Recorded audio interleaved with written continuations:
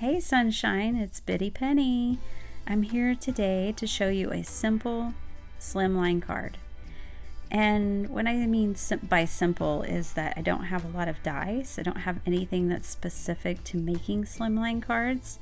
I'm just using what's in my stash.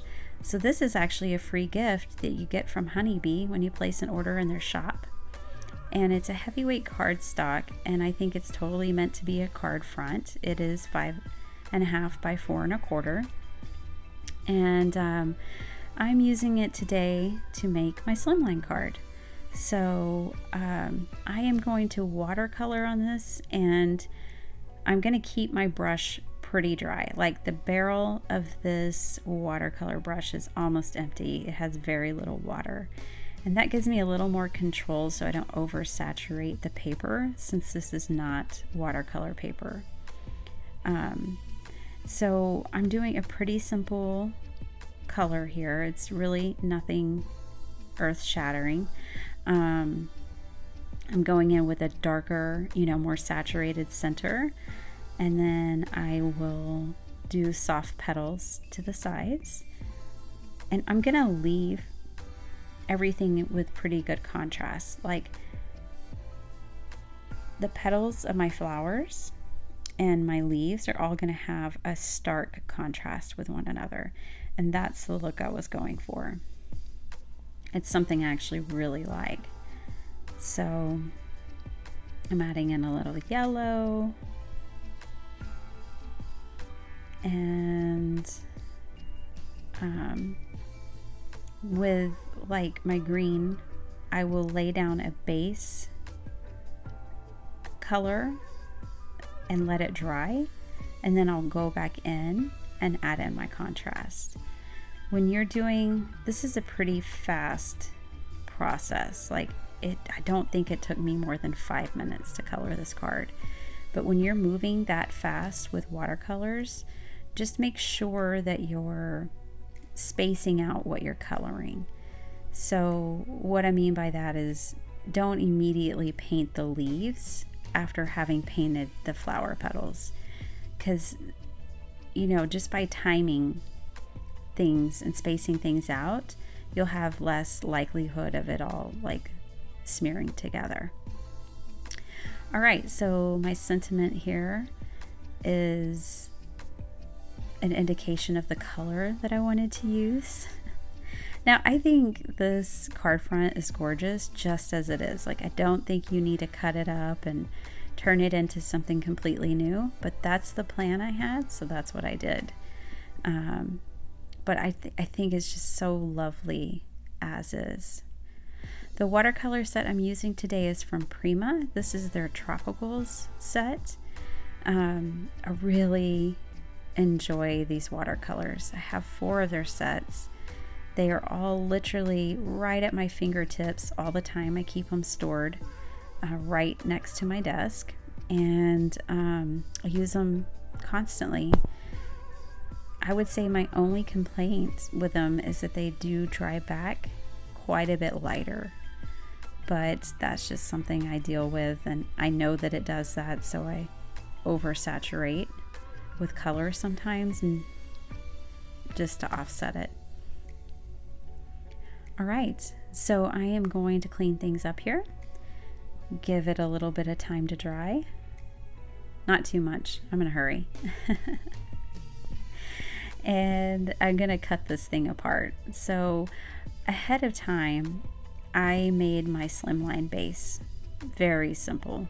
1 sheet of cardstock, a couple of pieces of pattern paper, and I just measured them out so that I could create a layered frame, which will be the base for my design.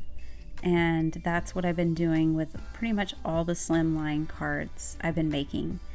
I have some other ideas which I want to try out and share with you guys, but I need to try them first. All right, so I have everything fussy cut just the way I want, even those teeny tiny bees. And now I'll get to start laying things out. So I really went back and forth with kind of what I wanted to do, because I liked it like this. Of course I needed more layers, but I liked it. And then I wanted to use these Spellbinders dies. So this month, July 2020, the Spellbinders Small Die of the Month has this frame that you see, the pink metallic frame, and 3 flowers in their Small Die of the Month kit. What I like about the kit is that you can skip months. So I actually meant to skip it this month and it didn't happen in time, which is fine. I'm using the set and I actually really like it. And I love the way it turned out on this card. So I'm happy I got it. All right, I have a little piece of lace here. If you don't already know, I make junk journals too, so I have a pile of lace at the ready. And I'm just trying to make sure that this is what I'm going for. I asked my 7-year-old, she said yes, so we go for it. She has spectacular taste. She's very stylish. I trust her opinion. So I'm not, measuring here. I'm just eyeballing everything, and I didn't want it hanging over my flowers. So I just trim that off a little bit. I'm gonna pop up my sentiment to give it a little bit of dimension.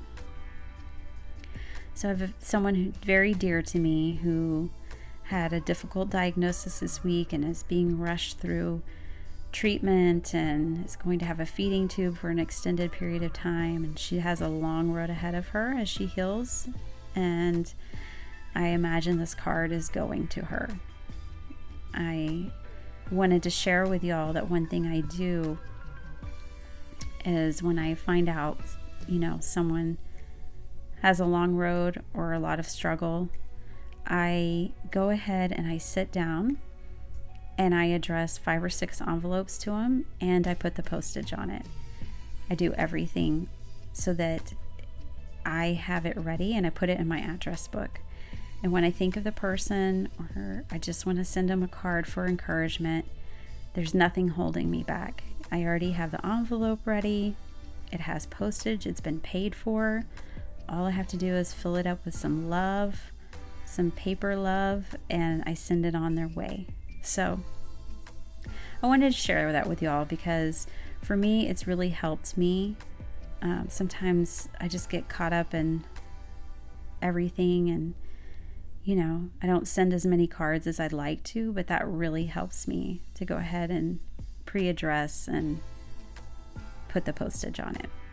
All right, so I have those all glued down, and the front of this card is done, and I am so happy with it. It's just lovely. And now I'm taking some more scraps off my desk, and I'm going to do the inside. So this scrap piece is very scrappy. And sorry, turn it this way, that way, but we'll get a straight line. And I didn't measure it, so you're going to see me working with that as well. But I was really just playing around. It doesn't exactly go, but it's close enough. It's green, right? I'm going to use a coordinating piece of paper also that is on the front of the card. And I'll just layer these up. So my ATG gun has been giving me some trouble, and you're going to see it here in a minute. Like the tape keeps getting all fussy with me. And I left that in because I was wondering if that happens to you. Leave me a note. I kind of feel like I got a bad batch because I got like a 6-pack and the first 3 have all done this. Anyways, I really like it otherwise, and I think it is the tape.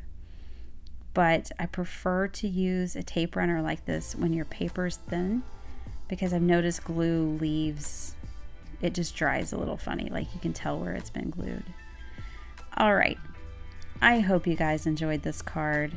I really enjoyed making it. I think that, we can jump on trends, and I love that our card making community is trying new things, but I don't think it means you have to buy a ton of new supplies. So, think outside the box. All right, thanks for joining me. Have a great day.